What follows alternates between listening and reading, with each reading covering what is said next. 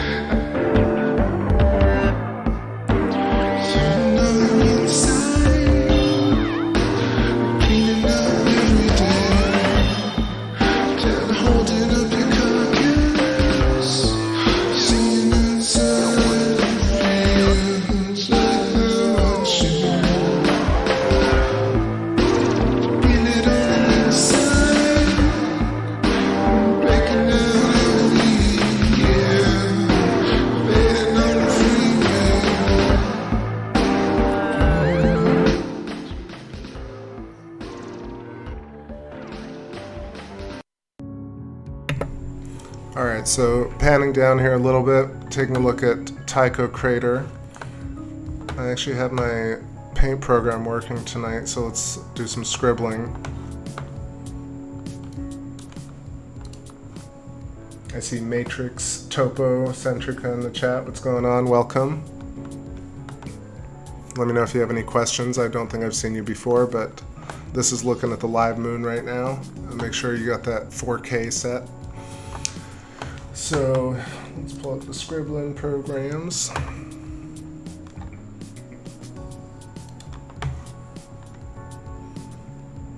Right there, we got Tycho Crater.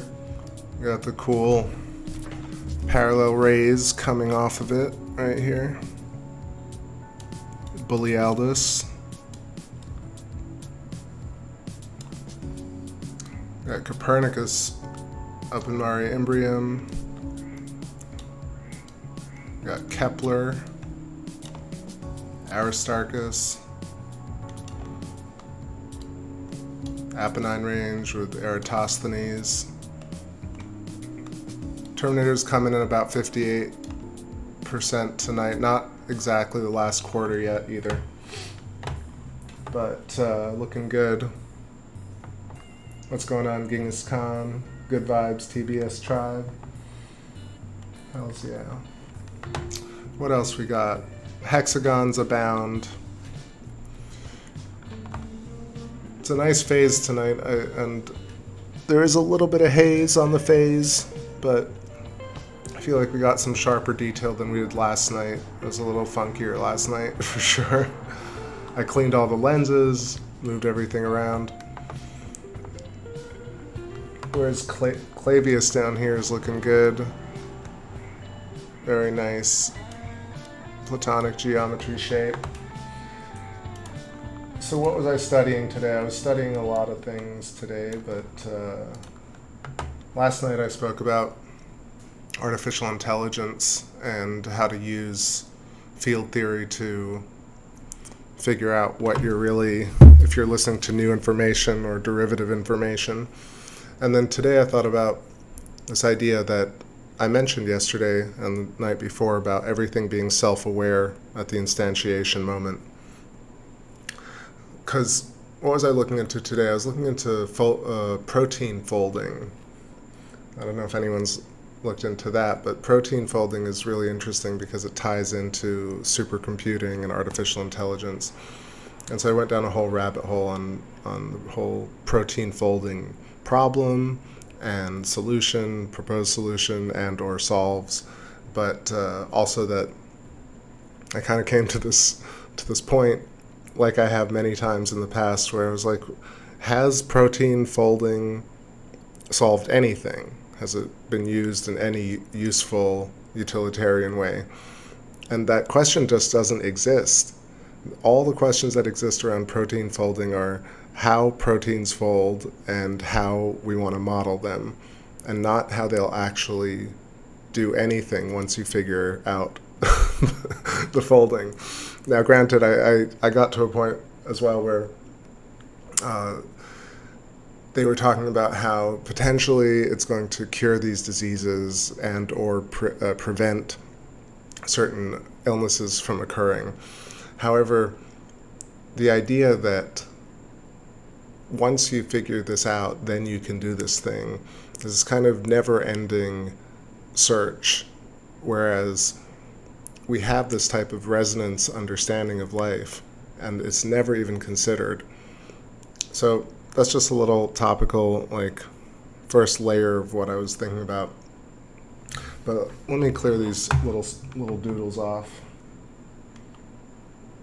I have a small crowd tonight, but I know people show up. It's middle of the week at 1:30 a.m. But I felt like streaming a little bit regardless. Just gonna hang out for a bit. Thanks, Jin. Yeah, I sort of figured out. I actually have been kind of splurging a little bit and I bought the 2 GPS devices for the scopes, the Sky Align one, and that's what's working right now. It actually centered some longitudinal coordinates, and the tracking has been a lot more stable. And then I have a new Celestron Nexstar controller coming, and that should be nice because I don't know why this one is just not updating for some reason. It keeps giving me my error, so that'll be good. Clear that a little bit.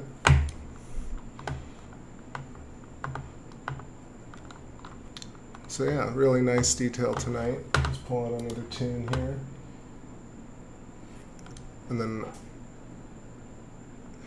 I was also watching a whole bunch of the Alexander Unziker videos. Before I forget, I want to mention that. So Alexander Unziker is doing a lot of stuff on his channel in terms of kind of breaking down all these different contemporary ideas. These older ideas from the great scientists, the not so great scientists, and everybody in between. Recently, he's been talking about variable speed of light, which is a very fascinating concept that I've been thinking about for a long time, ever since I studied electric universe. The idea that that light doesn't really travel, that's a perturbation in the ether, as Ken Wheeler puts it. But mostly that this guy that I recommended a few weeks ago, or actually I've recommended him in the past because I followed him, but the channel Dyslexic Artist Theory on Everything is actually commenting now on Alexander Unziker's videos on a regular basis. And it's one of these crossover things that I've been so keen on seeing. What's going on, Maps Bolt? What's up, what's up? Maskilla, what's happening? Welcome. Good to see people showing up. Yeah, so, because I just want to get into this topic, which was just seeing a lot of crossover, right? And I also felt bad. I know I'm throwing everything all at once, is how I roll. But like, so David D. Hilster, who does Dissident Science, he has a small channel, and he's kind of been in this game for, I don't know, I guess around 5 or 7 years, maybe since when I started, but I only discovered him a couple of years ago. And via David D. Hilster, I found Alexander Unziker. I think Unziker's whole thing about how he's kind of reassessing all the Einstein stuff in terms of potentially using variable speed of light to explain gravity and the big flash. And he's also presenting videos about, each and every scientist that we've heard of in a way, like all these modern myths and modern idols like Einstein and Dirac and why is it all escaping me? I was just so full of the information now. I'm blank. I just need to slow down. So Unziker's channel, I don't have to repeat everything that's on his channel for you to go check it out. But he talks about Stephen Hawking and how there isn't a lot of real science behind it. He talks about how Richard Feynman, it was really a character thing versus actual data, things like that. And I'm oversimplifying it because these topics are much grander. But when you hear him really assess in each of these scientists, these idyllic scientists, in terms of character studies, but then also in terms of the science they wrote about in their papers, it's really one of those, I don't want to say it's laborious. I imagine it's actually rather fun to go back and really dig into each of these topics, but it doesn't exist out there where there's a scientist like Unziker who really wants to figure out something and is actually going through all the data and presenting it from this very, like, you could say he's biased, but really I think he's trying to figure out what is really going on in terms of where physics has gone wrong, so to speak. Now, granted, I think I kind of, while watching his videos, I wish he would really just jump into field theory. But long story short, seeing dyslexic artists comment on his videos is really interesting. David D. Hilster comments on his videos. Unziker also has chatted with Pierre-Marie Robitaille on Skyscholar. Right, Skyscholar works with Stephen Crothers, who Ken Wheeler likes. Ken Wheeler rarely talks, that's not true. Ken Wheeler does big up a lot of people, but in terms of contemporary, like modern thinkers, he does mention Stephen Crothers a lot. And I love that because Steve Crothers is just amazing. So you do have this kind of through line between Ken Wheeler, Stephen Crothers, Pierre-Marie Robitaille, Skyscholar, Alexander Unziker, David D. Hilster, and then this dyslexic artist guy. And they're all actually finally commenting on each other's videos. So then you have Eileen McCusick, right, and Rupert Sheldrake, who really need to get into the mix of this. I feel like I'm just manifesting it by talking about it a lot.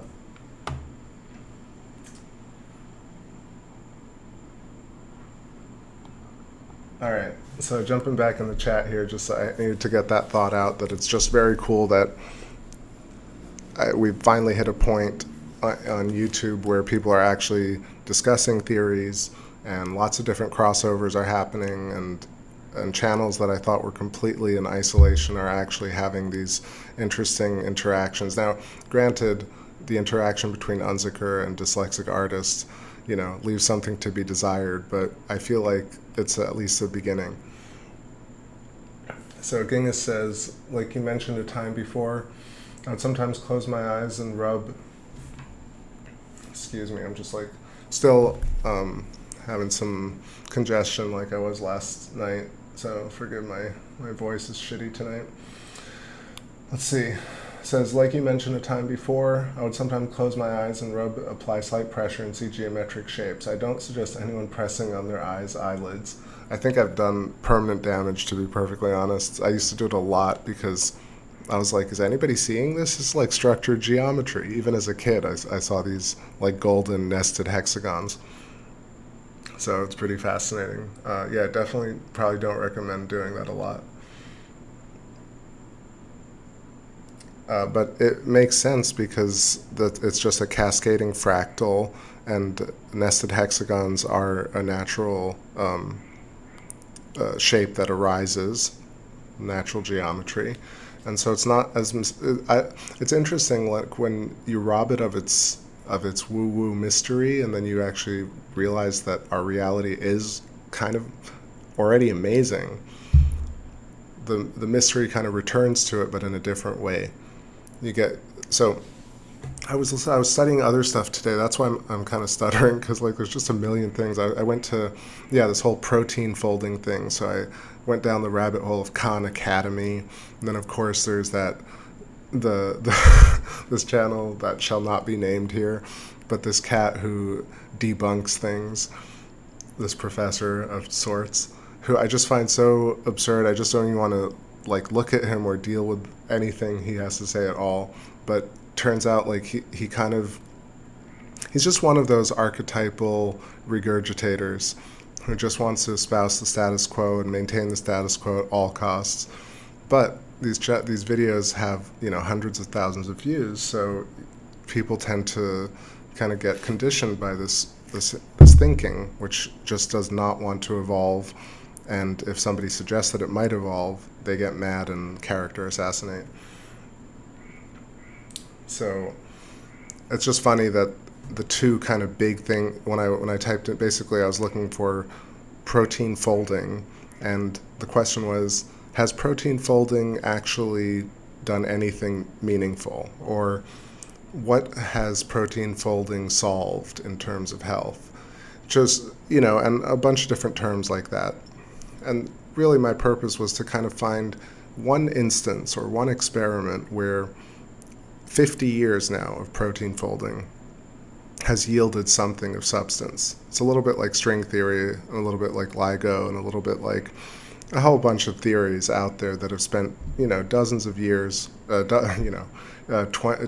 decades, and trillions of dollars combined on things that really don't have an actual substantive, meaningful output. And you wonder, this whole protein folding thing and how AlphaZero, they're using AI to kind of figure out how proteins fold, and completely ignoring field theory and electricity and harmonic cascades and intrinsic geometry and on, just a lot of the basic fundamentals of plasma cosmology and electric universe theory and so on. These are simplified terms, but generally speaking, field theory.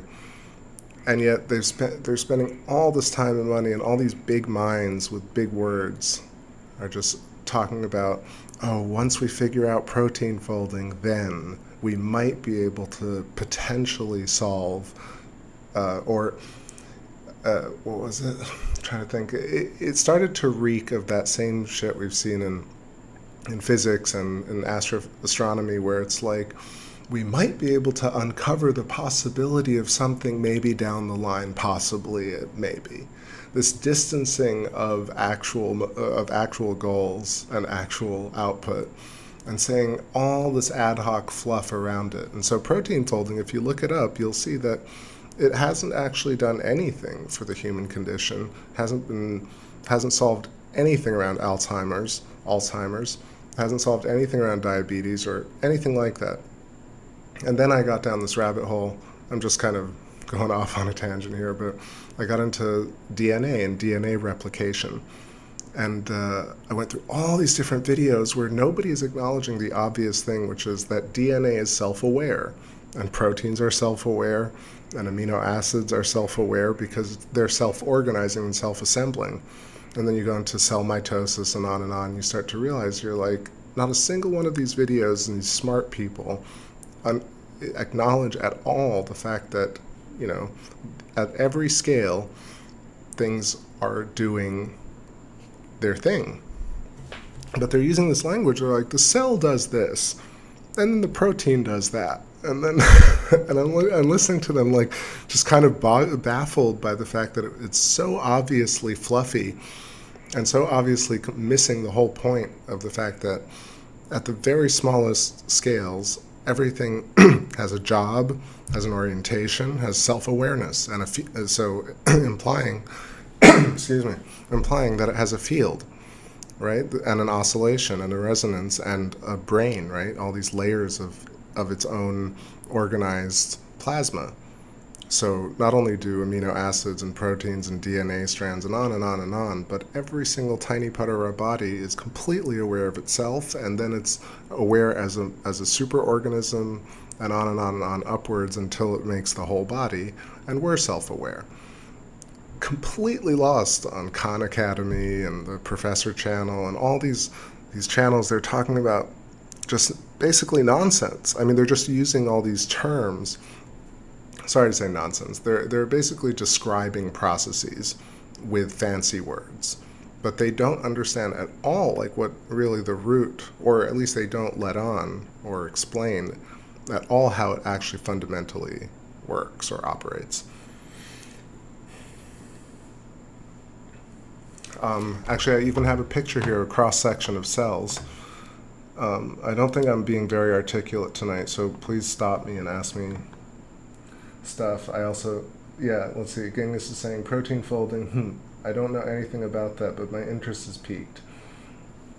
So I don't know if you've looked into AI at all, the deep mind stuff that like beat Gary Kasparov. They've been developing like artificial intelligence to play chess games and go and win at, these kind of one-on-one interactive, pattern solving games. And now they have artificial intelligence that are trying to solve the structures of the universe, right? So trying to figure out how to create hexagons and strings and waves, so on. And what the purpose is, I'm not trying to completely decry and denigrate all these people who are working on these models. There's nothing wrong with working on folding proteins, but essentially the fact that a protein can fold means that it's doing something. It's aware of what it's doing. And I think that's my point here, is that if the body at the very smallest scale, without any type of, well, I don't want to say without any type of engagement, the body at the smallest scale is doing these highly complex organized folds that turn, a chain of amino acids, which are basically nested hexagons. And these hexagons fold upon each other, and each different fold and each set of amino acids creates a different type of parameter for the human organism as a whole. And you have on and on, like cascades of all these things, fractal recursion of, cellular mitosis, DNA replication, proteins folding. So a protein, really, when you look at it in these models, it actually looks like diffuse noise patterns. And then these noise patterns ultimately look like stuff we see in space and stuff we see on the surface of the moon. And so on and on and on, you get nested hexagons, and then you also get awareness and assembly at all scales. So humans self-assemble, and tiny proteins assemble. And that, I think, is the more important point than using an artificial intelligence to fold a protein when, it's a deeper topic. It's hard to really even talk about, but it's not to say that I wouldn't want somebody to be able to cure Alzheimer's. I just think that when you really look into it, there's a lot of fluff around using AI to fold proteins when they've been working at it for 50 years. And when you fold a protein, what do you think you can really do with it? And I don't know the answer to that, but you can't find an answer to that. If you type in, like, what is the purpose of folding proteins, you get this kind of repeated article and this repeated language in every single article about it, in every single book, from every single interview. When you talk about folding proteins, they talk about, this is what a protein is, and this is what an amino acid is, and this is what protein folding looks like, and that's why we're going to use AI to recreate this. And then at the end of the article, they say, this could possibly help us figure out something maybe with Alzheimer's. And that's it. And then you look up, you're like, wait, has protein folding solved anything actually? No record of it. Has protein folding led to any new discoveries? Absolutely nothing. So, not to say that you can't have an experiment for experiment's sake, but it's this kind of thing. It's the same reason, you're building a bigger telescope to see deeper into space. But the thing is, you see deeper into space and you find more of the same. More galaxies, more quasars, more nebula. You look deeper into smaller and smaller scales of the universe, and you just find smaller and smaller particles. It's so interesting how, with the highest level intelligence and technical expertise to build these tools to zoom in and zoom out of the world, I think the big missing picture is that the point is that it is similar at all these scales. Not that you can zoom in more, is that the fact that if you zoom in, it looks like it was just a different version of it. And in between, you have the rarefaction and compression of the waves, so you have blurriness, focus, fractal, fractal, fractal. And you go down this chain, and that's the more important thing than folding a protein, I think. What's going on, David Sterniolo? What's going on? Can you see the aurora in your location? Anyone? No, not a chance here in Florida, especially with kind of the heat, humidity. I haven't seen it, but who knows? Might change over time. Hurdy-gurdy, man. Good morning. What's going on? Hurdy-gurdy, hurdy-gurdy. Always good to be reminded of Donovan. All right, so let's see. What blueprint are the cells flowing? Oh, I was going to show the picture of the cells. Here we go. So this is a cross-section of cellular growth. I'm not exactly sure where I was typing this in, like real images of cells. So this is a cross-section of cell growth. And you can see, interesting, like even, I think astoundingly, but interestingly, side by side with the lunar surface, you can see similar patterns.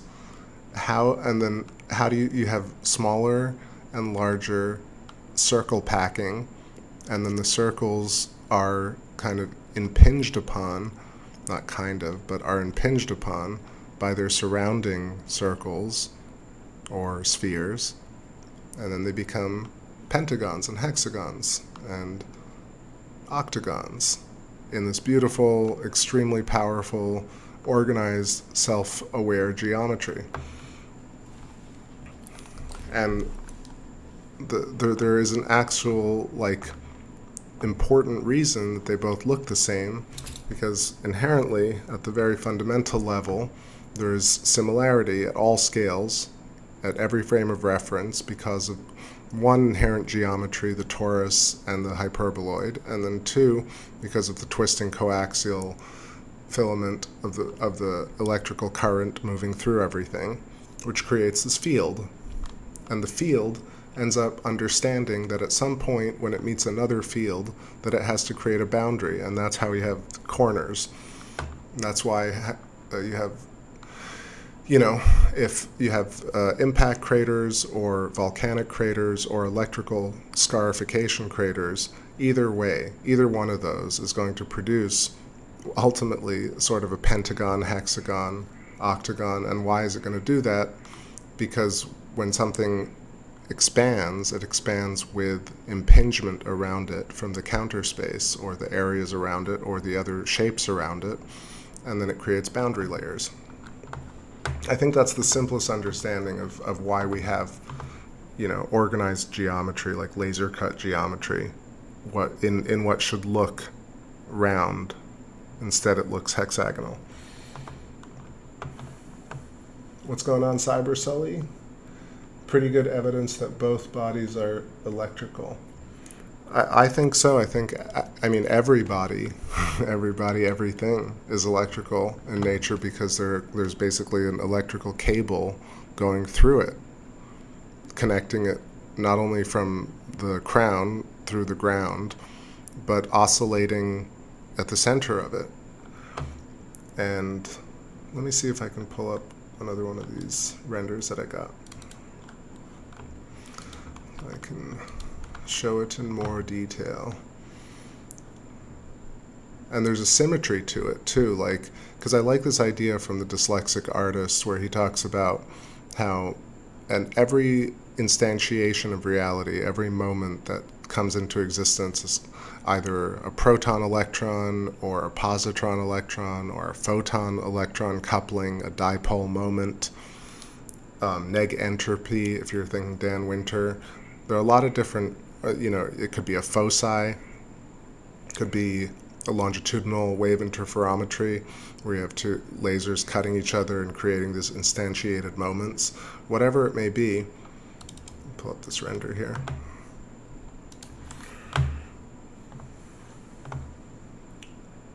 Oh, hurdy-gurdy, man, that's how I remember you had a comment.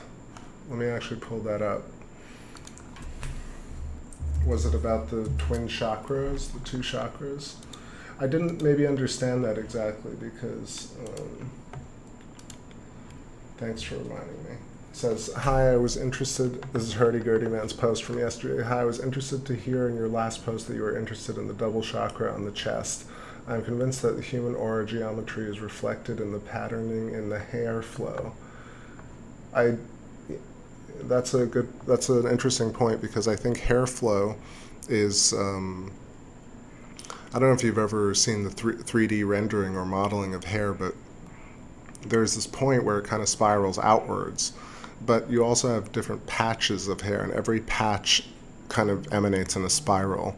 So you have different,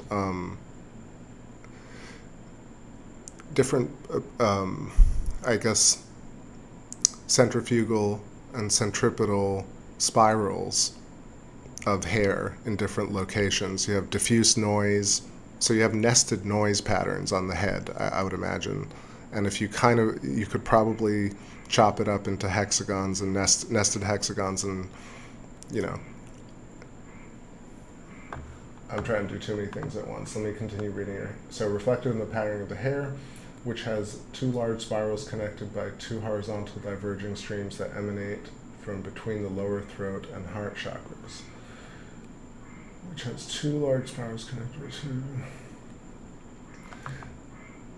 I feel like an idiot reading this. I feel like I'm not understanding exactly what you mean here, but which has two large spirals connected by two horizontal diverging streams. I'm not, so I guess the direction of the spirals is what I'm confused by. Connected by two horizontal diverging streams that emanate from between the lower throat and heart chakras. So let me pull up this render real quick. Sorry, I'm struggling with it a little bit, but so let's look at this image real quick. And I think I know what you mean. I mean, ultimately, because it's fractally recursive, these shapes, the chest will have the heart, and the heart will have its toroidal field. And then let's clear this thing. And so what I was actually talking about is the fact that we have 7 chakras, right? We have the crown chakra, we have the third eye chakra, throat chakra, heart chakra, what is this, the sacral, and the root. I'm missing one. What's the other one? Is it the gut? Gosh, it's late. Forgive me. The solar plexus chakra. What's going on, Australis? Welcome. Welcome, welcome. Okay, so, right, solar plexus, sacral. Where's my pen? So many things. All right, so solar plexus, sacral, and root, right?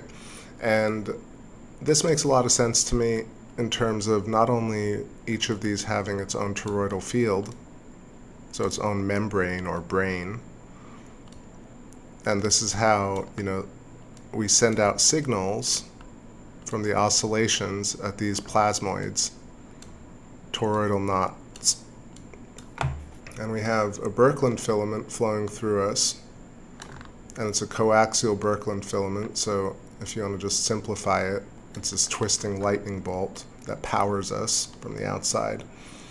and inside, of course, at every size, right? So even our protein, our folded protein that looks like this, is just a version of this at the very smallest scale. But the fact that this protein goes from this to this means that it's aware of itself, and it has vertices, and it knows what angles are, right? So it's not that I understand protein folding, it's that just trying to even scratch the surface of it, when you really look into it, you're like, what's the purpose of protein folding? And they're like, well, the thing is, we're going to simulate it. And I'm like, but what are you going to do with it once you simulate it? Well, we're going to sort of maybe try and fix Alzheimer's. And I'm like, but that could take forever, and also there are so many more things than Alzheimer's. Well, still, we really want to find the problem with it and figure out how to fold it.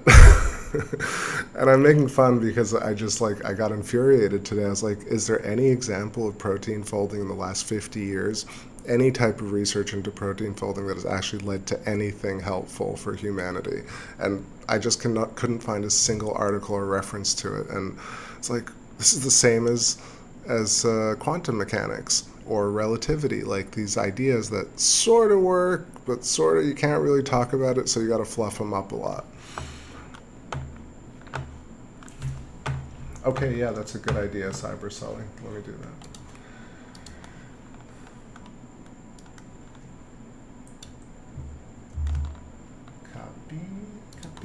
Copy. So this is Hurdy-Gurdy Man's post. Oh, I think it's not going to let me do it, but I'll do two different ones. Nope. There we go. So that, and then that.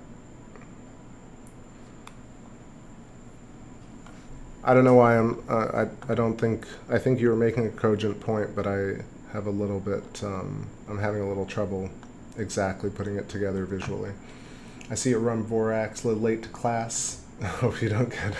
I won't give you a citation here. It's all good. It's all good. It's late in the middle of the week, but I was talking about protein folding and how DNA replication, cell mitosis, you name it, the body, the human body processes all lead to one thing that is so important here, which is that at the very smallest scales, at every scale, every point and every instantiation of life is aware of its own being, its own field, its own space, its own oscillation, its own gravity, its own light. It's the only way it could really work in my eyes. What's going on, True Man? True Man Zoo? The True Man Zoo show? Moaning. Right, so if I'm trying to understand the chakra thing, so let me get back to it. So 7 chakras, you've got 7 notes of a scale, right? You have modalities, you have harmonic resonances, right? A cascade of plasmoids along a Birkeland filament. And so the other 2 chakras that I was talking about, or plasma toroid rings, come from the idea of the 9. And the 9 is talked about in historical documents, mythological documents. Also, Dan Winter brings it up in terms of ufology, but also plasma donuts, which create an organized system. I would imagine that I've heard it somewhere before, but I was looking to try and figure out where these other 2 rings would be.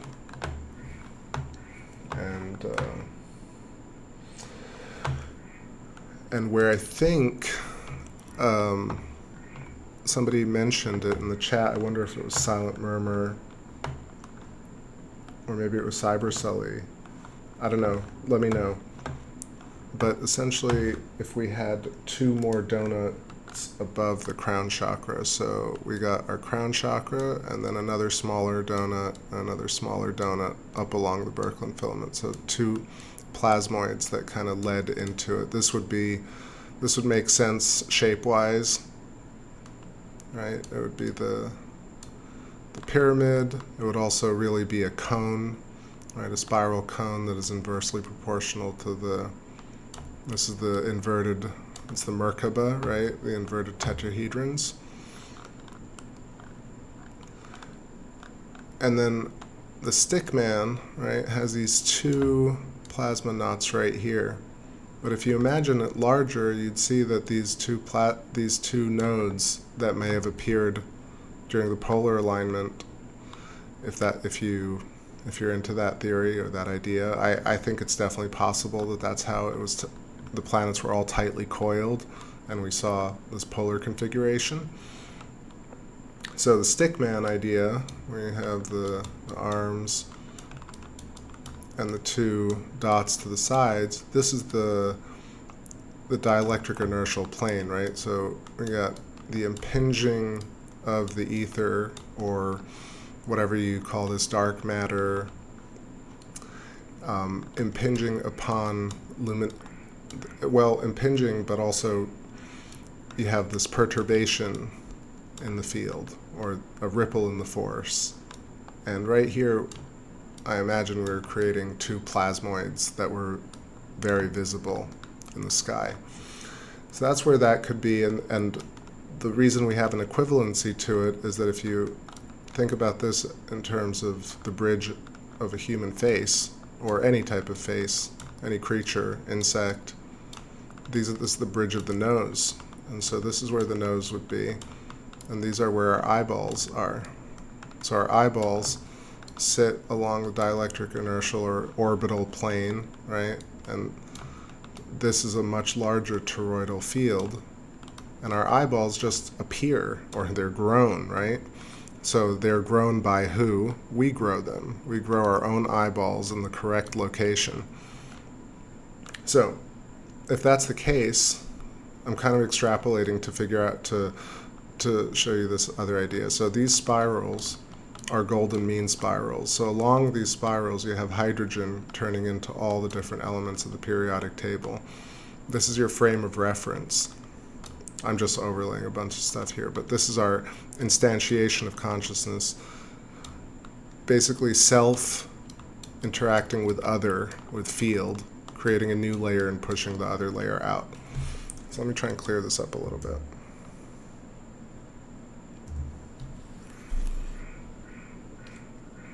What's going on, Sabir? Ex-Sabir? Welcome. Cybersully says the chakras are a matter of octaves, in my opinion. I think, you think it's octaves? It could be. I feel like the notes of the scale, it's one scale, and then you have the octave. So the octave starts at the top, at either the 9th chakra or the crown chakra, goes to the root, and then you start another octave. That's my thought. But I agree that it's completely harmonically sound. The entire universe and cells and planets and solar systems all completely are harmonically resonant and harmonically geometric.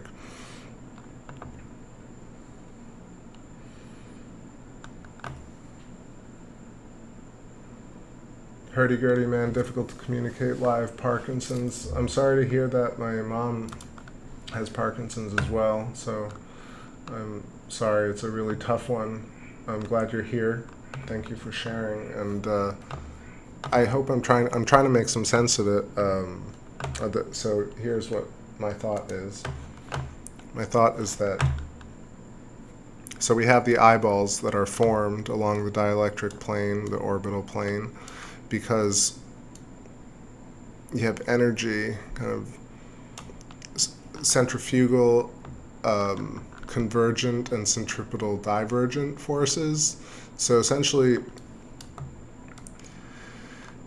it's a lot to talk about all at once here. It's late for me, and I'm just trying to say a million things at once. But really, I just imagine this to be oscillation and resonance, right? So if we're just talking about self-awareness, so I can stay on track here, is that at every nodal point, you have the node interacting with field. Node interacts with field, and thus additively produces the next layer. And so that's how we have cascading symmetrical past and every possible future, all converging at the frame of reference. The frame of reference, as I'm starting to understand it, is an electron, photon, or positron, or or proton. I mean, there are a lot of different ideas around this, right? I might sound like I'm going crazy here, but I've looked into it. People think that there's an electron-photon coupling. People think there's an electron-positron coupling. People say there's an electron-proton coupling. So on and on, neutrinos, neutrons, on and on. But essentially, electrons are charge density, resonance, and protons or photons are what carries light. But I don't think that's really true. I feel like this is these are two sides of the same coin, really, creating an instantiated moment. This instantiated moment, this little tiny plasmoid, works at every single scale. So when we come into contact with something, our fields resonate and they create these nodes. These nodes arise and we experience them within the frame of reference as the moment of now. So we are creating, co-creating with the field, and we see these articulated foci, or these plasmoids, or these nodes, as things because of the background. And so where it comes into play with the idea of Zen and Hinduism and Alan Watts, this idea of like, you need this, you can only see this tiny dot because of everything around it. The same way you can only read the words on a page because of the page, right? Without the page, you couldn't see the words. And so on and so forth, the night and night and day, life and death, sound, silence. Things arise, or things necessitate, the very existence of things necessitates contrast. So to find fields within fields, let's erase some of this stuff.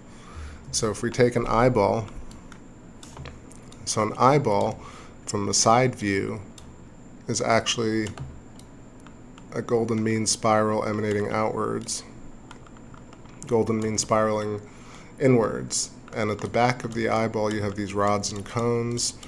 You have this idea that you have a mirrored image of what we're seeing over here. But I have a different idea. I think the eye is actually sending out low-level radiation. And so the eye sends out a signal into the field.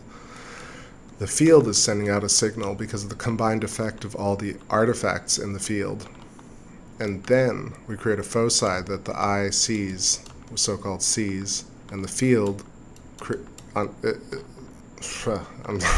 stumbling over the words, but this foci now has its own field. It becomes its own instantiation of consciousness with its own gravity, its own light, its own frame of reference. And it starts to sympathetically resonate with our field. So the eyes are seekers and the ears are seekers. We're sending out low-level impulses from the ears, from the nose, from the eyes, from our whole body by these little, and the connective tissue is all these filamentary electrical currents. So at the very closest level to our skin, these filaments are like static electricity, like hairs covering the body. And as they go outwards, they get thicker and thicker and thicker until we have earth lightning, cosmic lightning, and so on.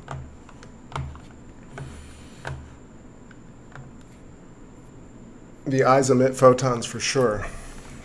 Good to see you, Silent Murmur. Welcome.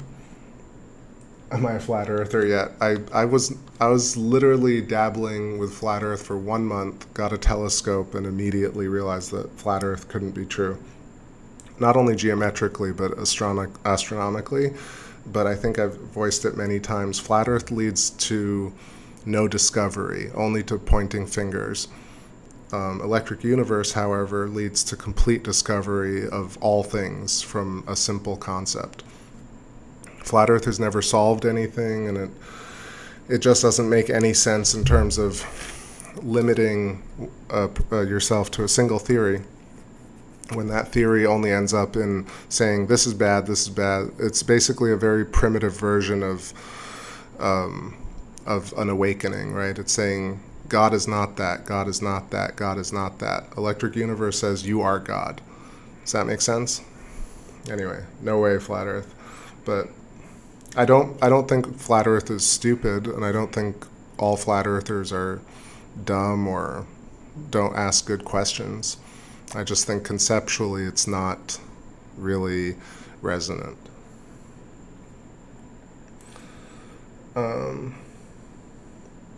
There's also no need for things to be flat, right? Like it doesn't lead you to a place, again, of deriving new information. Flat Earth is dead ends across the board, which is why it hasn't come up with anything new. The questions, though, I always thought the questions were very good.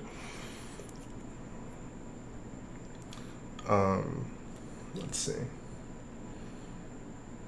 Silent Murmur says that's why people's eyes shine so brilliantly. So, I mean, I imagine that our ancestors probably saw a much clearer version of each other because there was less atmospheric distortion, turbulence, and crap in our air on Earth. And so I feel like people must have gone around with glowing eyes. And I bet you right now it would be the same thing if we went to a very pitch dark area. At some point or another, you'd see the radiance, the luminosity of a human body next to you. Much love, Copper. Good to see you. I love that you haven't changed your profile pic in so many years.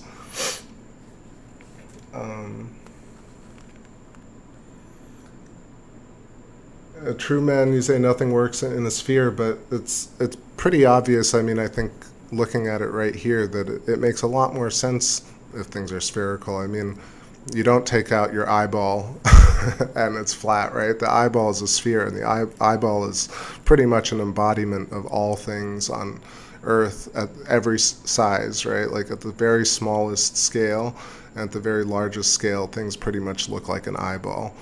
So if an eyeball were flat, I would tell you. Also, I remember like looking into it, like at the even the cornea and the iris, even the idea of that being like us living inside the eye of a giant on the iris and that being the flat Earth, it still is not flat. It's still, you know, a squashed sphere. Ultimately, because at the very smallest instantiation, a sphere is the most powerful object, and when a sphere hits another sphere, it creates a straight edge. Now, the orbital plane, the dielectric inertial plane, is squashed to such a degree that it can appear flat. But the idea of flat Earth goes way beyond that. Flat Earth deems everything, you know, if you say that you're into flat Earth, then everything, right? Moon is a projection, everyone's lying, everything is a lie, right? Like, the stars are not stars, there's water in space, there are a whole bunch of things that you have to agree to with flat Earth, which are completely not non sequiturs. The dielectric inertial plane being flattened, like galaxies looking flat, flat-ish or squashed, is definitely true. I mean, that's what happens, but there's curvature everywhere. And curvature makes sense because there's motion, there's vector motion everywhere. A flat Earth just like makes also doesn't derive anything new. That's the biggest part of it. Flat Earth, like a good science, that's why relativity and these ideas, our primitive understanding of science today feels so like it's going nowhere, because it's not a science where you can derive new things. You have to keep adding crap to it to explain away the holes. Whereas when you think about plasma and think about electric universe, you can immediately jump and use it as a tool to discover new things about the world. Very easily, anybody can do it. I mean, the show me but you see what I'm saying? Science shouldn't be like, you show me this, otherwise I don't believe. That to me is not like, that's not science, you know? You know, that kind of idea of like, I have a thing, and if you don't prove it to me, then I don't believe. That's just, you know, that's fandom. That's being a fan of something. If you're a fan of flat Earth, that you know, all power to you. But like, science should be able to use a method and to derive something new from it, or something holistic. Anyway, I'm gonna move on from this. I very rarely talk about flat Earth, but people I think somehow assume, because the chat is a mixed group of people, that somehow I'm a flat earther, but absolutely not. I never, you know, not really ever, I never really was. I just thought the questions that Flat Earth were asking were really interesting. Same thing with Hollow Earth. Same thing with, the glass sky. I like the ideas, definitely, but it makes way more sense to have a holistic understanding of the world that includes fields and electricity and spheres and hexagons and so on. Because flat Earth is just one thing, and electric universe plasma cosmology is all things.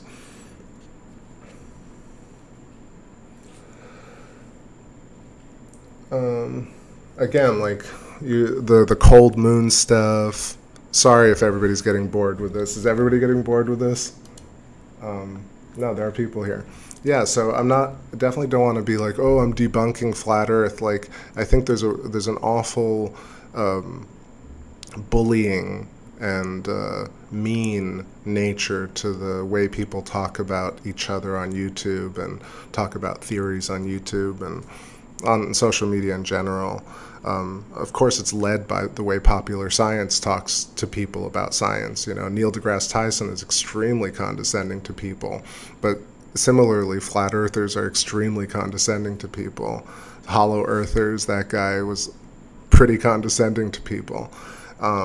When you listen to Thunderbolts Project, they may sound egocentric, they may sound narcissistic, but none of these cats in the electric universe, almost none of them, condescend. They're all trying to give you as much detail as possible, as much scientific basis as possible. Pierre Marie Robitaille, Stephen Crothers, Eileen McCusick, Gerald Pollack, on and on and on, Rupert Sheldrake. These cats don't talk down to you, and I think that's important. Glenn Starr says, what do you think of the Archaics YouTube channel hypothesis that we live inside a sentient simulacrum that responds to our belief systems and emotional states of resonance? I definitely think it could be true. However, I think it's important to note that we made our own bodies and our own eyeballs, and therefore even if we lived inside someone else's eyeball, we still have the same power as the giant that we live inside of, because we actually made our own bodies, not God, not an ad hoc idea, not genetic code, but the self made the self, makes the self, and we kill the self. But the idea that humans just exist and everything happens to us just makes no sense to me, because it's physically not true. But I think I imagine that if we're a fractal image, a fractal version of a larger whole, then there would be a giant that we could live inside of, or a simulation that we could live inside of. All of that may be true, but what's more true physically is that you made your own eyes. I think it's way more important and impressive. Let's see. Mancos Mule. Hey, Irvin Laszlo Science and the Akashic Field, pretty good. Tell me more about the Irvin Laszlo science. I think the Akashic Field is pretty simple. It's not a throwaway, but it's definitely simpler to understand with field theory. And the Akashic Record could be denoted as your own human biofield, an atomic human biofield, or the collection of all earthly and extraterrestrial biofields. So the Earth biofield, and we're inside the sun's field. And so I think the Akashic Record is a bit of a misnomer, or it's not even a misnomer. It's again another example of poetic and purple language, fluffy language, or fluffy interpretations of past language that were simplified, right? So saying things are like sacred makes you think about something that's not really related to geometry or electricity. You think sacred, oh, it's all these biases and all these ideas that come. There's a ton of baggage with words like the Akashic Record. So people think, oh, it's this even the word ancestor has come to have so much baggage with it. People want to be able to talk to the ancestors. Maybe not. But really what's more important is that you actually use the information of the field, which could be the Akashic Record, but is also the field, and you are able to make a human body. So it's really, I think that's the more physical rationale here, reasoning here. Let's see.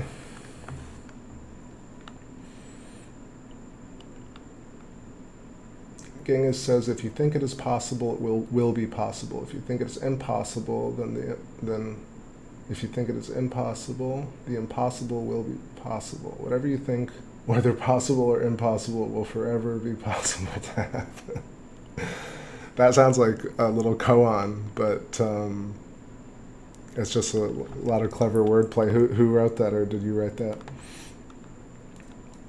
I'm not even sure. I think what's fun about it is that let's say it's correct. Let's say we are the Godhead. Actually, let me remove some of this just so we can enjoy the moon for a second.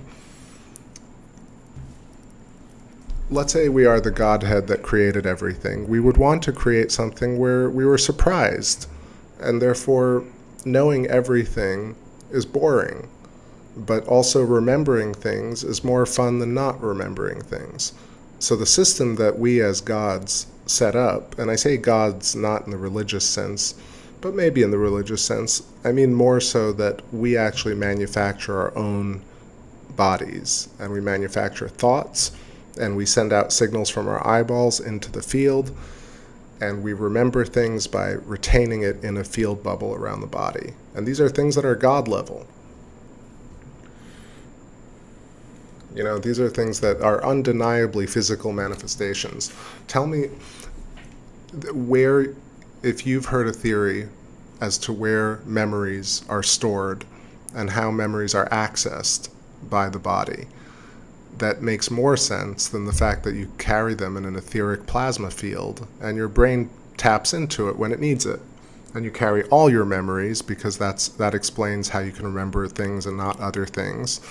The size of the field explains how the further away the field gets from you, or your layers get from you, the harder it is to really remember articulately. And the closer the field is, yesterday's short-term memory is closer to us, so it's way easier to remember after dismembering. You remember the resonance of the memory, and therefore, and then when you die, your resonant field collapses, and this is your life flashing before you. So there's a real continuity with this idea of field consciousness, which if you look into neuroscience or you look into consciousness right now, go like look at the World Forum, the TED Talks, on and on and on. There's just such a mystery. People are so confused as to where consciousness is and how consciousness works. So many ideas, but none of them, very few of them, talk about field theory. What's up, Morgan Ellis? Welcome, welcome. Let me adjust the moon a little bit, too. I thought, I'm not going to talk a lot tonight, but of course, I talk a lot tonight. Look at that gorgeous moon, huh? Wow. Freaking fantastic.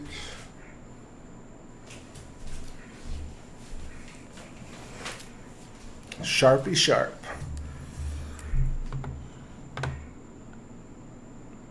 Silent Murmur says there's a lot of subtext and condescension and arrogance. It seems sad because it's insecurity. Well, it's insecurity, it's habit, right? Like it's generational habits of, there's the patriarchal systems, there are the familial systems, cultural systems, and different times, 50 years ago, 100 years ago, there's a cascade of information in families, and certain circumstances that,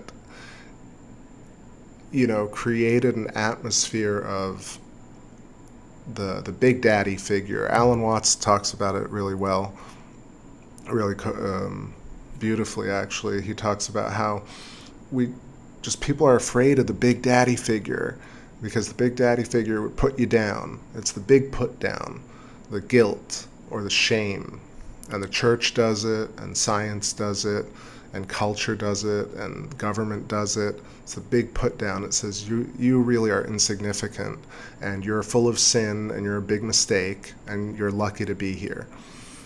And this couldn't be further from the physical truth.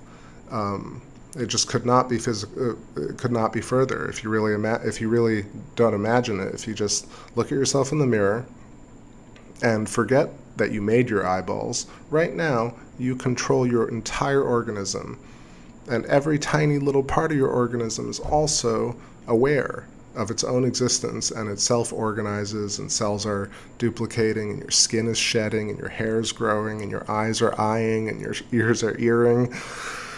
And you're doing noise cancellation with your ears, and you're focusing into deep space with your eyes, on and on and on. And you're doing these amazing high-level things, and you're growing your body, and you're aging your body, and you're speaking, and you're writing, and like the human existence is already so incredibly profound that this idea of the big put down makes no sense unless you accept it. If you accept that you will take this put down, then you take it. But if you just think about it a little bit, you realize that you are completely the embodiment of the Godhead, and the Godhead is not only exactly you, but you are exactly it. There is no separation of the two. Field and self and other is one. And I think that's a much more beautiful way of thinking about things.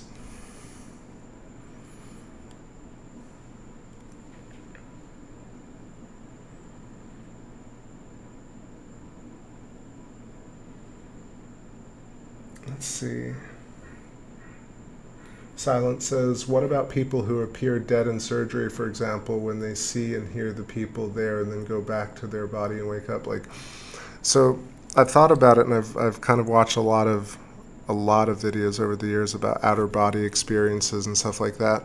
I would imagine that the field retains memories, coherent memories, incoherent memories, diffuse memories. So in hospitals, it must contain, how many memories of deaths and fear. Think about how we would create the aura field around our bodies, the plasma field. We'd resonate all our emotions into it, all our experiences into it. Therefore, I imagine that fields retain this information. I imagine that houses, that beds, that items of clothing, books, and even, we've talked about it a lot, but the music, instances of creation embody the whole. They don't embody just a song. The song carries the air and the sound and the circumstance, the placement of the moon, the feeling of the musician, that the ether of the time is captured on a record because it's magnetic, right? It's imprinted into the reality, and therefore I imagine the outer body telekinesis, not telekinesis, but telepathy, ancestral communication, channeling, like medium stuff, messages from extraterrestrials.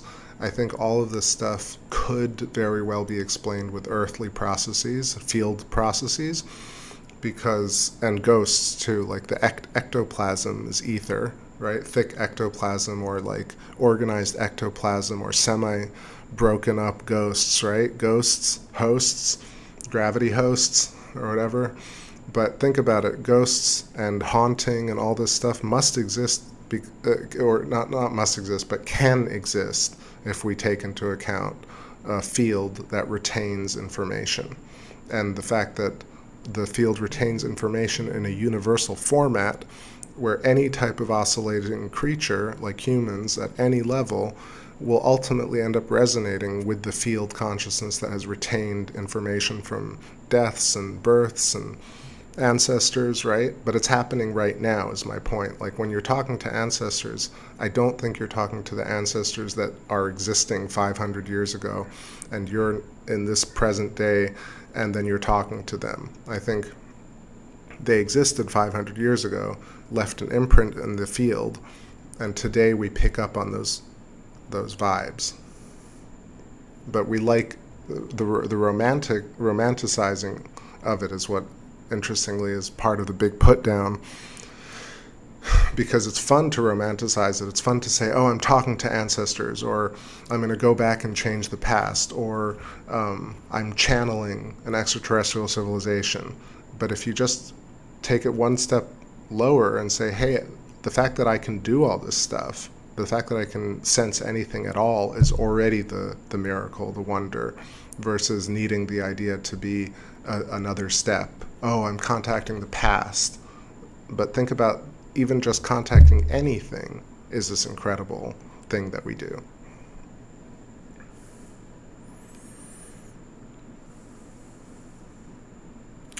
So we're silent, just to keep going here. The surgery example is a question about does the field really collapse if the being is able to reanimate their own body?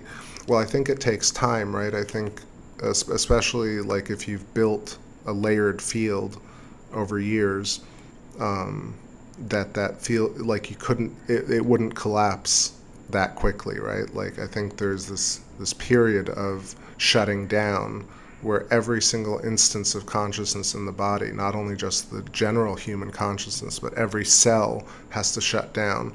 And therefore there's a cascade of, like the same way an electrical grid shuts down in blocks. I think the human body shuts down in blocks.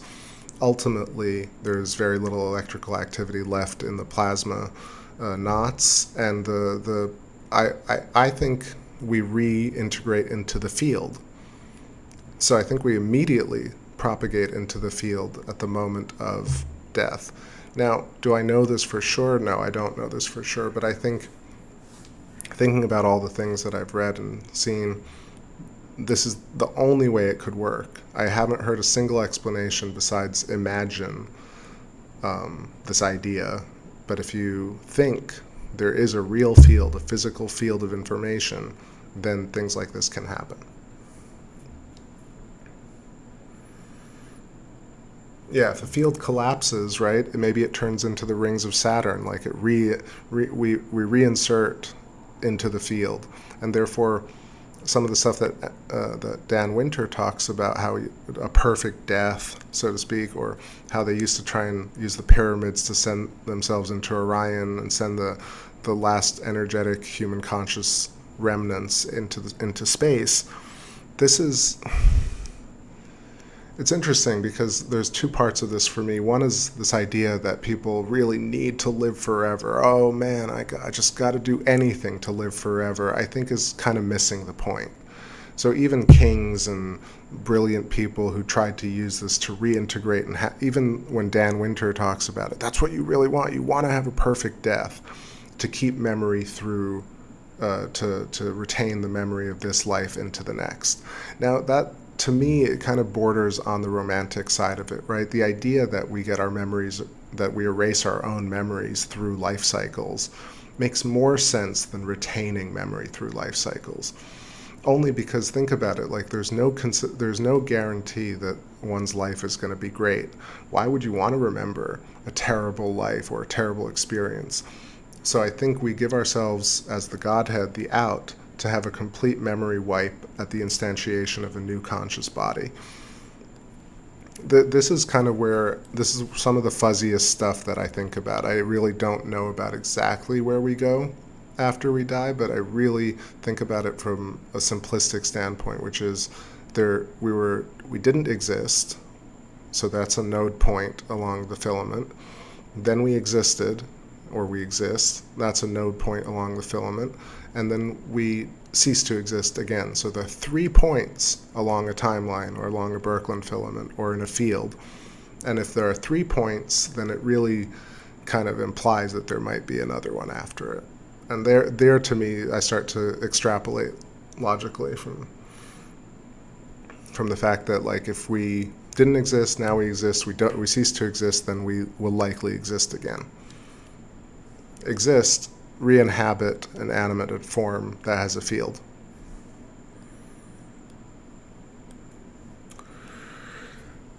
Let's see, so Genghis Khan says, and cellular memory, when people get organ transplants and suddenly develop a habit or cravings that the organ donor had, I find fascinating. I think that's possible, I think in some small way, and or maybe, I mean, I think about it like this, like you could have a huge pot of food and you could use this tiny amount of salt to modify this large amount of food. It's the same way, like pretty much all people are kind of good, and then a few bad people end up spoiling the whole thing. And so I think that you could have an organ inserted into a body, into a system that is so complex and so layered, and then this one organ, this heart, for example, this plasma knot, or a replicant, like an artificial heart, for example, or an artificial liver, or somebody else's liver has a resonance that completely doesn't fit with the orchestra in your body, and that it would stand out like a sore thumb.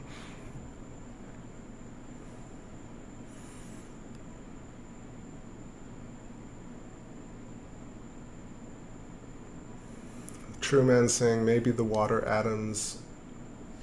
Let's see, I'm not ignoring anybody, I'm just trying to stay a little focused on threads, but True Man, let's see, what were you saying?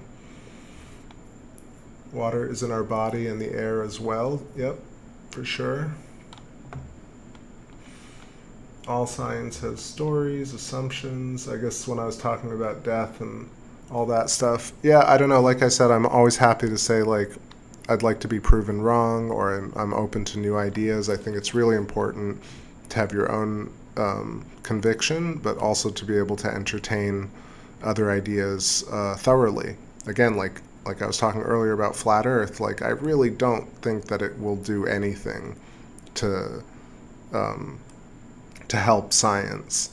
But in a way, if I got my biases out of the way, the fact that a lot of people used flat Earth to kind of break free from conventional thinking, you could look at the silver lining in that.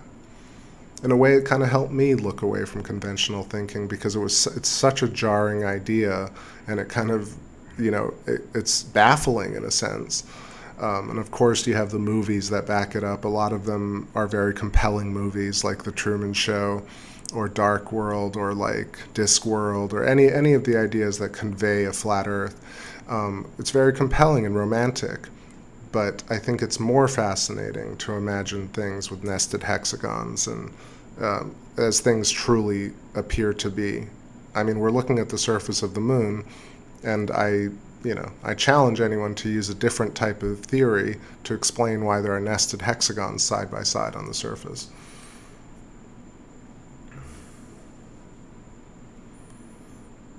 Let's see.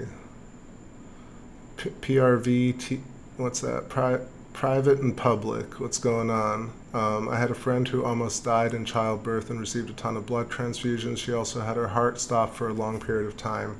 Now she has a totally different personality. She thinks she inherited some traits from whoever's blood she received. She has a ton of different habits and It's weird. Like I said, I mean, blood is plasma. Plasma retains information. And especially when things don't jive, you hear them loudest. And so I definitely see that could be a possibility.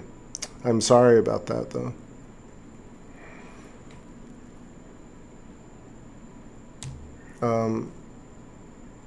Manos says, Lori Gardy, the Fractal Woman. So I like the Fractal Woman. I think she's really brilliant. Yeah. I do. I haven't watched enough of her videos to really know what kind of her motivation or aim is, but she's very smart and logical, and all the stuff about the fractals makes perfect sense. I just feel like it's niche stuff, right? Like even in the electric universe stuff, where when I was hanging out with the Electric View, and even in Discord, like there is an emphasis on reconstructing the past, especially with Thunderbolts Project. It's like, let's construct the recent past electric universe stuff. And I tend to find that, like, it's interesting to me, but it's not as interesting as the be here now type of experience of the electric universe, where we're looking at the moon, we're using toruses and plasma tubes and Birkeland filaments to understand what we're seeing right now. It doesn't mean that, like, the polar configuration or history, I'm very fascinated with that stuff, but I find it interesting. I find it, like, just, I don't know even what the word is, but I tend to not want to focus on it too much. I don't do very many shows where I'm like, let's talk about the Saturn polar configuration and how, let's like stuff that Tess talks about on her channel, Tess Clark. She does some amazing stuff about, like, how when comets are near Earth, there's there's a great possibility that the comets actually affect people's minds and consciousness and illnesses. And in the recent past, there are records of having things like 20 comets in the sky at once and people going mad. And I think it's completely possible that that was the case. I also think that the sky at night was very different a few thousand years ago. But that gets into a whole realm where, like, I feel like a lot of people are focused on that stuff, and it's great, like Greg J, Kronos, and Electric View. We've talked about it a lot. Andy Hall talks about the geology of Earth from the Electric Universe vantage point, and I watch that and I think, man, there's so much to dig into there. But yeah, I figure it's how I feel at the moment. I end up talking about the particular things, but this past couple of weeks has been about tying a lot of threads together and also watching the emergence of interactions of foci on YouTube. So like I was saying earlier, how you got Alexander Unziker, who's breaking down ideas in physics, and then you have Dyslexic Artist, who is in his comments talking to him about this, and then he's talked to Pierre-Marie Robitaille, and Pierre-Marie Robitaille talked to Stephen Crothers, and Ken Wheeler talks about Steve Crothers. I love it. For me, like 6-7 years ago, there was none of this type of crossover. Everyone was like islands. But now we got a little bit of interaction, and it's good.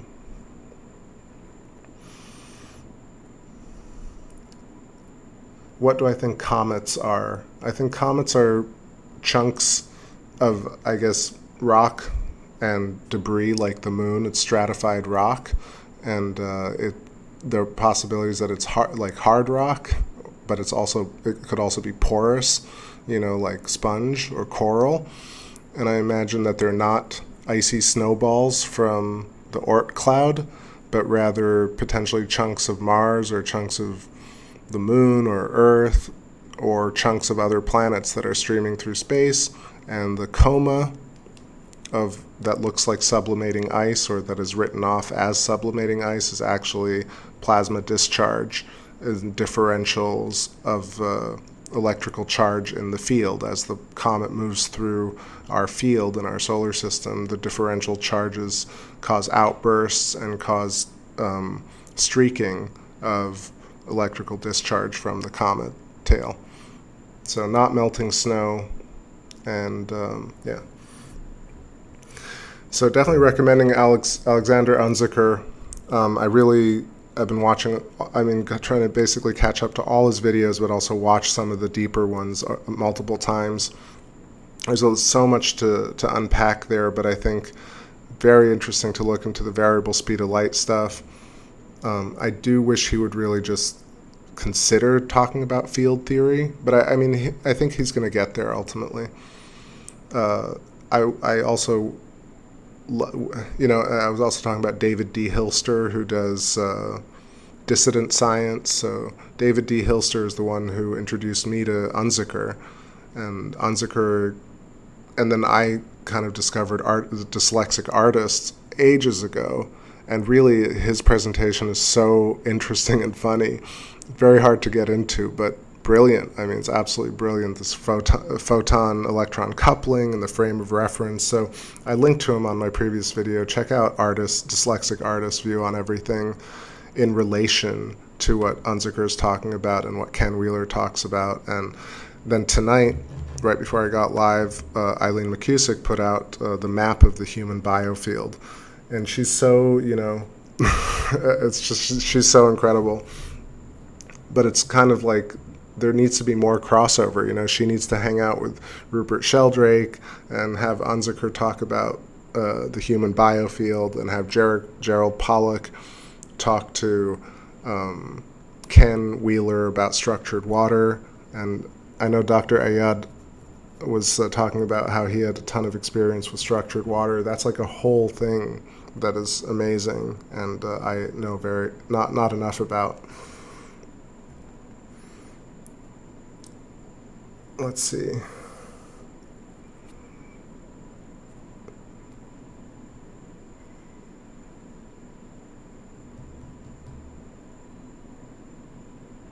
Trueman says, how would you explain Jupiter storms not curving around a solid sphere? The storms are from all the way left to all the way right and straight, not curving. Any of these anomalies or these things that look like they're two-dimensional but are actually three-dimensional, it's very simple to prove it to yourself by using a 3D modeling program. And I know that, again, like in Flat Earth, there's these kind of like stipulations where it's like anything that's done with 3D modeling or CG cannot be real, is all fake, don't use it, it's condescended to. But believe me, if you use a 3D program like Blender or Cinema 4D or anything that you can get your hands on, and you map a texture to a 3D surface, you'll see that ultimately our eyes see better like we kind of flatten everything out because we're trying to process it. But the actual shapes, the inherent geometry of it, makes more sense if it's spherical, because then it has normals or it has directional arcs going out in every direction, like our head and our heart and our protons and neutrons and particles. They're omnidirectional. They're not single direction. And they're not just right and left, because you can stand up right now and you can outstretch your arms and you can spin. If things were two-dimensional and flat, you could only move left to right or up and down. But we're not. We're living in a three-dimensional world, and 3 dimensions denote infinite dimensions, because if you wiggle, then things are moving at tiny arc radians out of the center point. Things are omnidirectional. So the surface of Jupiter may look like dots are appearing left and right, but if you really watch it for 4 hours on time lapse, you'll see that what's happening is that Jupiter is actually spinning. It's counter-rotating rings of gases being impinged upon by counter space, by the field around it, and it's also being sucked into the Birkeland filament at the center of Jupiter. So Jupiter is like a wound up set of rings, one going the other, and the storms go one way. The laminar flow between them, you can kind of see how like the counter-rotating rings and the structure of it is explained really well in Donald Scott's model of the electric star. And it's also explained really well in Ken Wheeler's model of the centrifugal divergent field, where things are kind of collapsing to the center, but they're collapsing to the center because the center of it is a Birkeland filament where there's the most intense magnetism. And as it emanates from the Birkeland filament, there's less and less magnetism, or less and less light. This is where the whole variable speed of light thing comes into play. It's very interesting, where like it's basically a fall off. It's the same with your birth. Right now, your birth field layer would be 30 feet away from you if you're in your midlife. And therefore, thinking about your birth, the memory storage of it is very diffuse and very low resonance at this point. It's low light. But the luminiferousness of your yesterday's memory layer is very bright and oscillating, and therefore if I tell you, remember what you did yesterday, you instantly remember all the things, how it smelled, what it looked like, what you did, and you could sequence it. But if I asked you like what happened when you were 2 years old, very difficult. What if I ask you what happened when you were 15 years old? That's about halfway between, or whatever, 25 years old, that's about halfway between your birth and your current field. And therefore, in between that, it's a little bit easier. So you do remember stuff that when you were 20 years old, you're like, well, I remember I went there and there, but it's a little tougher. And that makes so much sense. Like, think about it. Have you ever considered how memory works, how consciousness works? You get so many different narratives that make no sense. It's a lot of fluffy language. And nobody ever tells you this is where you store memory and this is how you access memory. They just don't. I mean, Eileen McCusick.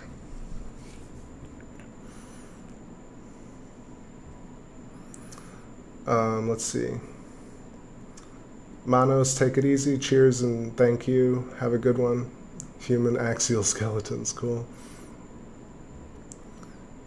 Genghis says, Google says Jupiter spins very fast, pulling its clouds into stripes. This is why Jupiter shows stripe patterns when we look at it through the telescope. Sounds plausible.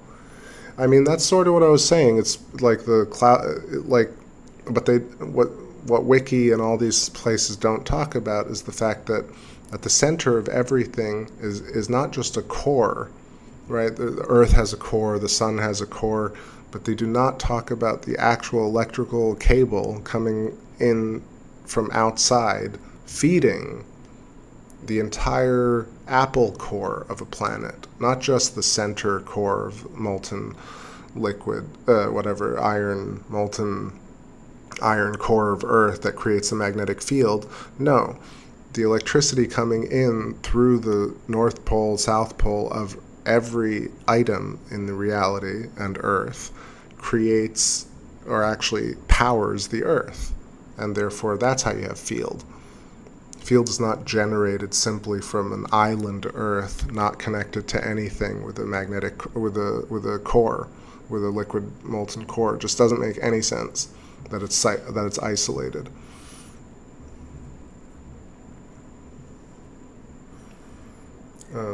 Let's see.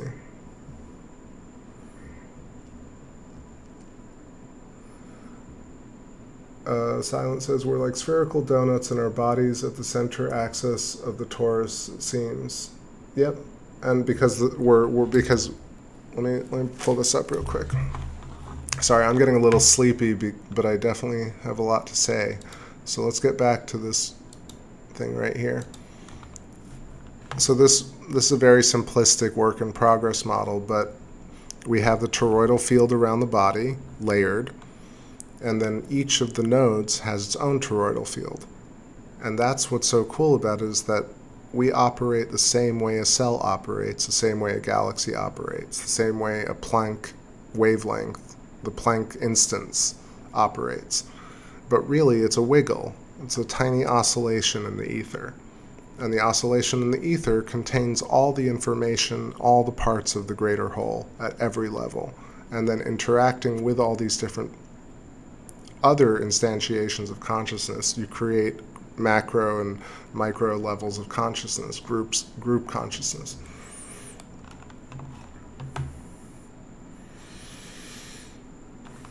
What was I trying to find here?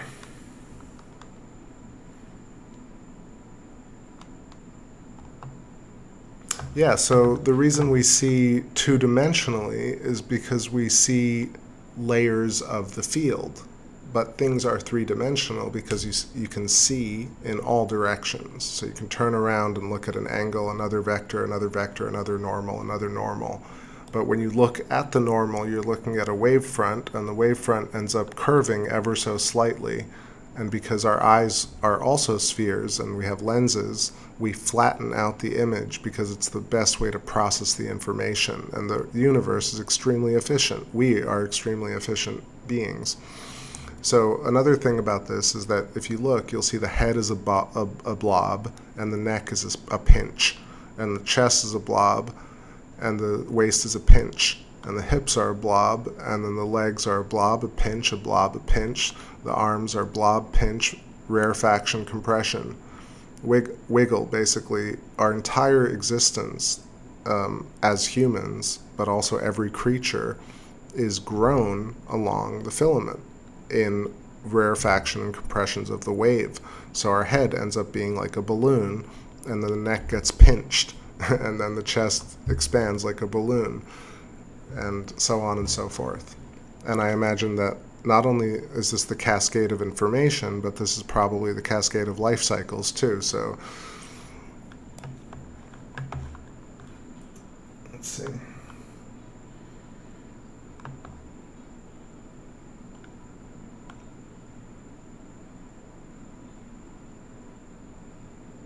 All right, I think I need a little break because I've been chatting for a bit. But yeah, so I think what's so interesting about this idea is that you can answer, or at least you can come up with a reasonable explanation for almost everything. Like all the questions that I've been answering or been talking about here, I might not be right about, but at least I'm not coming up with like this kind of random, fluffy, romanticized language. We're looking at a structure, which we see all the time, and then we're asking extremely abstract questions about self, other, field, life, and we're using this idea to come up with rational explanations for them. Or at least I think they're rational. I mean, maybe people don't think they're rational, but to me, when I look at this, I feel like I have the matrix in my mind. And what's cool about it is that I can still exist in this reality, knowing that I'm going to die, and knowing that I was born, and knowing that I created my own body and put my eyeballs into play, and I don't even have the correct words to explain how the eyeballs work, yet I can make them work immediately, all the time, even when I was a baby. Think about it like this. The most evil person also made eyeballs, and the most good and wholesome person also made their own eyeballs. At the very fundamental level, all humans and all creatures are equally powerful at their very fundamental level, because they can do God-level actions, and it's physically proven. It's not hypothetical.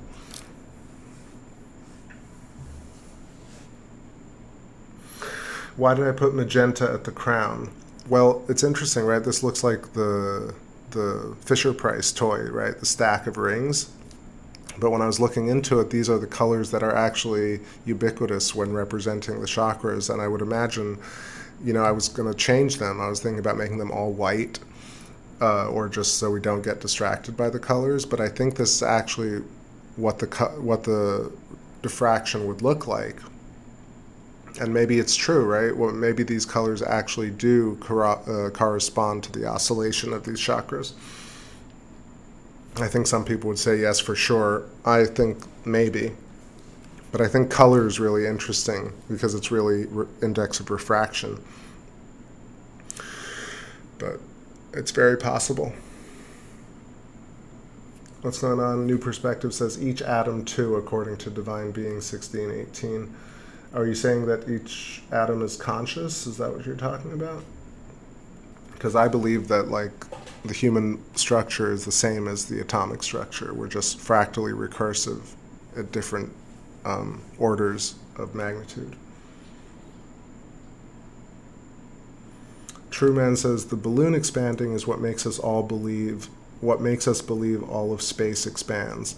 So this is a particular example of not only bias but also propaganda kind of seeping into the recipe here. So I'm not accusing you of anything. I'm just saying that sentence, especially coming from you, is kind of is layered, right? If you unpack it, if I just take that sentence on its own, this idea of the universe expansion is something that Alexander Unziker is talking about all the time now.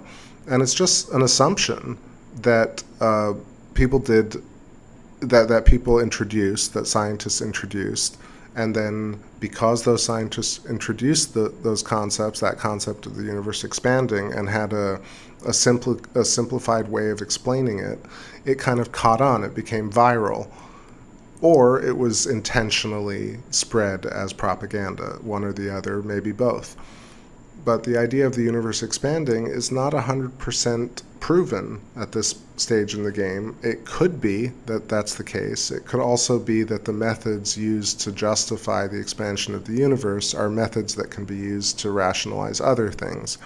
Case in point, redshift, and redshift being used as a determinant of age and youth, right, as quasars birth galaxies along their arms. Young galaxies are red, and as they expand along the arms of larger galaxies, they actually emanate outwards and end up blue shifting because they cool off. So it could be resonance and heat, right? Unziker is talking about variable speed of light in terms of how redshift may be due to, what was he talking about it? But he was saying that it's also not a measure of distance. It could be a measure of connectivity of some sort, or don't quote me on that one. I need to watch his videos a bit more. But definitely the idea of the expansion of the universe can be called into question at this point and discussed.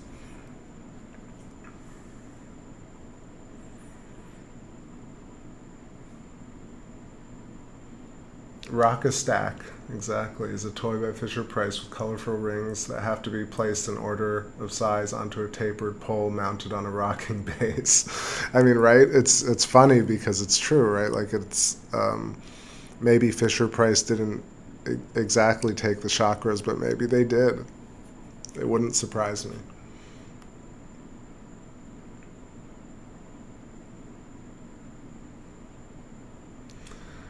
Oh, what else did I check today? I was checking out some videos around the Michelson-Morley experiment, which for some reason kind of just didn't stick with me over the years, but it is used as this wedge in order to validate people's idea that there is no ether, no luminiferous ether, because of the Michelson-Morley experiment and other experiments like that, where essentially they were doing laser interferometry and shooting. They weren't even shooting laser beams like coherent light. Like Ken Wheeler talks about this idea of a 5-watt candle versus a 5-watt laser. One you can barely read a book, and one will burn your eye out, burn your ass off. I love that idea because it really, coherent point source light versus incoherent omnidirectional light are two different types of light. So anyway, Michelson-Morley does this experiment with trying to prove the fact that they can shoot light and have light travel and then have light return and create a differential equation and determine that the motion of the ether, that there is no motion, that there is motion because it's moving light slower or faster. And the very premise of the experiment is completely flawed. And I think I thought about this years ago. I just didn't understand how to articulate it. But the actual premise of thinking that the ether has to act upon light makes no sense, especially because light is actually, there is no such thing as light. It's actually a perception of light as a perturbation in the ether. So the ether itself is, you could say, light, right? So light is not a wave traveling through the ether in a coherent direction. Light is everything. It's just in different oscillation resonances, perturbations. It's a completely different way of looking at it, but it makes more sense holistically. All right, taking a little break here, and let me clear this slide. I think we're also losing the moon. Maybe I'll actually wrap it up for the night. It's almost, it's 3:10 a.m. here. This is a good show, actually. And my throat held up, so I know I've been making all these squelchy noises, but I just am all congested, so forgive me. I feel like I made a couple of good points tonight, and we had some nice discussion. I appreciate y'all very much. Scope is acting better, so I'll be back soon, and maybe tomorrow, the night after. We'll see some more Jupiter. Actually, I saw Jupiter tonight, but I didn't stream any of it because I was a little late. But Jupiter's and Saturn both are looking pretty far, pretty small. So tonight was good. Let's see. Good chat, everybody. I appreciate all the people I hadn't seen in the chat before. So welcome newbies, new people to the chat. Definitely check out the older videos and playlists and leave me any questions. Share this video if you like. More so than sharing my video, go and give likes to like Eileen McCusick, Pierre Marie Robitaille, Stephen Crothers, Alexander Unziker, David D. Hilster, Dyslexic Artist, Thunderbolts Project, and on, Buddy James. You know the deal. Have a wonderful rest of your night, everybody. I'm going to go catch some Z's, and I will hit you up on the next stream. Let's close out with a tune here, just so we got some style. Let's strut out in style.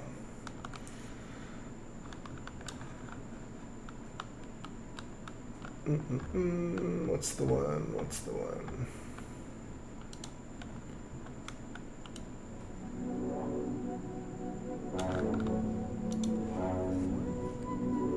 Take care, Truman, Cyber Sully, Genghis, Silent Murmur, Astralis, New Perspective.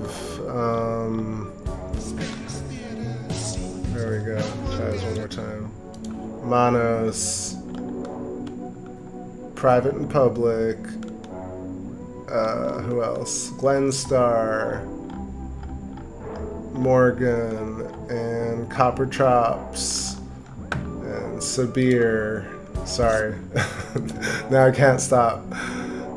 Let's see. Hurdy-Gurdy Man, and David Stern, Derek, Mapsbolt, and Matrix. I got you all. Alright, everybody. I'll catch you on the next one. Much love. Captain out. Woo!